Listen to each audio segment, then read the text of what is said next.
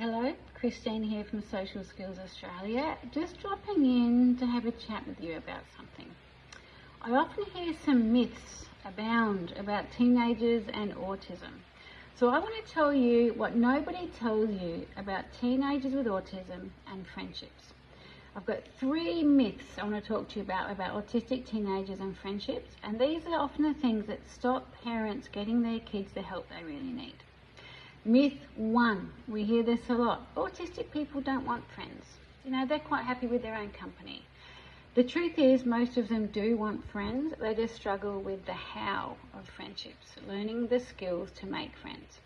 There's a lot of research that tells us that young people with autism absolutely want to make friends and have a very strong desire for connection, and we really see that desire once we teach them the skills of how to do it.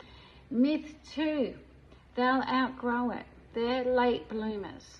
Okay, they might be struggling now as teenagers, but they'll just work it out. By the time they're 25 or 30, they'll work it out. Here's the thing: if a 14-year-old doesn't have the skills to initiate a conversation or make friends, they actually won't have the skills at 24, 34 or 44. So for some young people, they will learn social skills by osmosis, from learning it from other people. For some though, and in particular people with autism, they really need explicit instruction, and that's where peers comes in. So for those young people, those social skills will not develop automatically. And there is a real window of opportunity. So those teen years or the young adult years are a great time to learn social skills if they haven't learned them yet. And finally, myth number 3. If I just need to find some other friends with autism, then they'll be fine. I'll send them off to this group with other people with autism.